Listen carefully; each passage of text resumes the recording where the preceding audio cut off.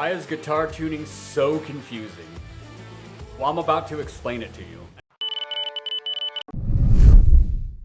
So if you know your major scales, this is the strings of an E standard tuned guitar and its major scales.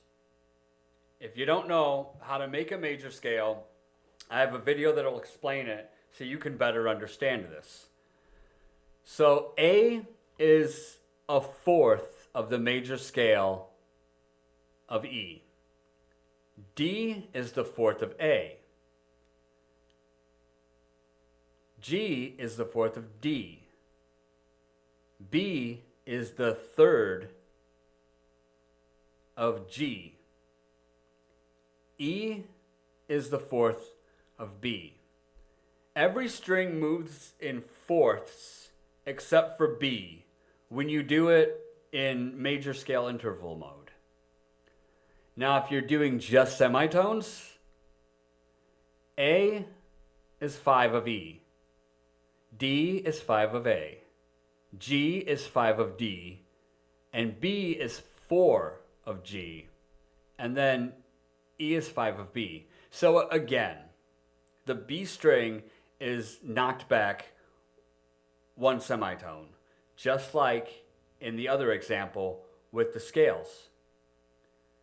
So if it were the other way around and it wasn't a B, let's say it was C, would it be fourth tuned? It would be fourth tuned, yes. So the E actually wouldn't match either. It would be F. But that's not the case. Because if it were the case and it were C and F, you couldn't make an E major and play the last two strings. You couldn't play an A major without playing A minor and not playing the last string. D would look like this, which you could do. But this is actually the correct tuning if you want it to be all fourths. Just take the B up to a C and the E up to an F. And that's why I say that the last two strings are kind of pushed in, because they should actually be out, which means they should be tuned up, but they're not. And I don't know if I would do that, especially if you're a beginner, because it's going to mess everything up unless you want to experiment with a new way to play, which is great. This would actually be the most, if you wanted to put like a capo on the 5th fret.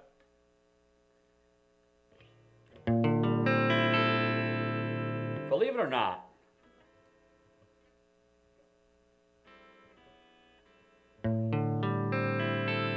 this would actually be the most accurate representation, because you have A, D, G, C, E, A.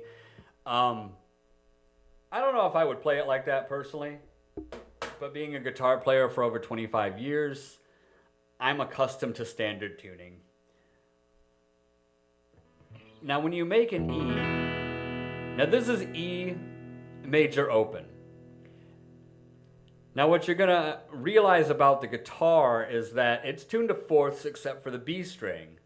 So if you wanted to do E major open, the third is one semitone back.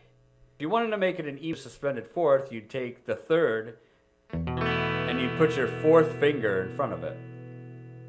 Now it's an E suspended fourth.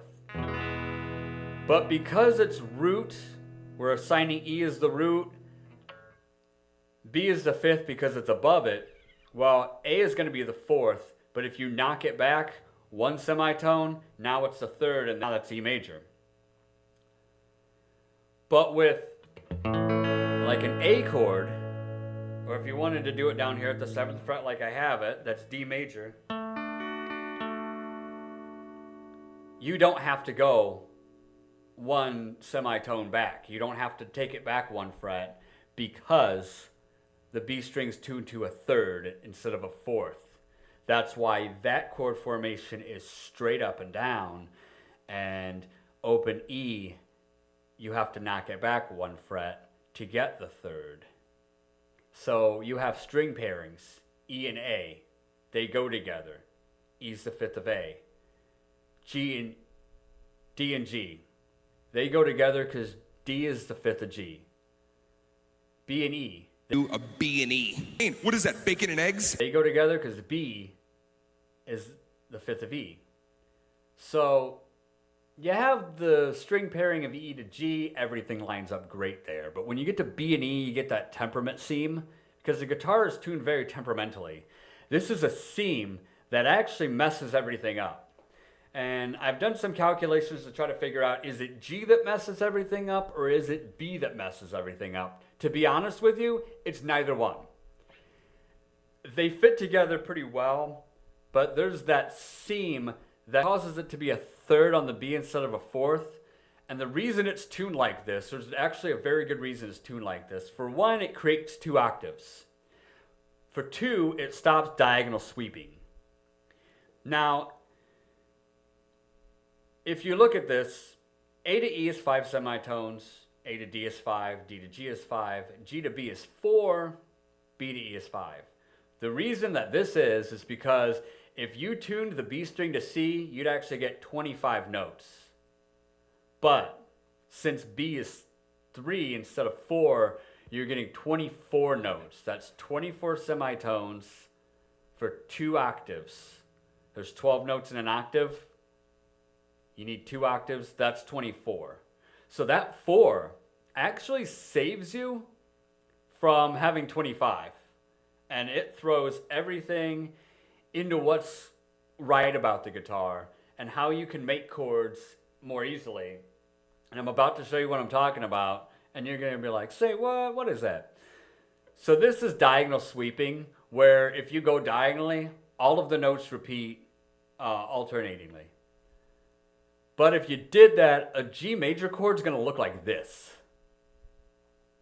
So if you tune B and E, if you tune B to a third, what happens is it stops diagonal sweeping.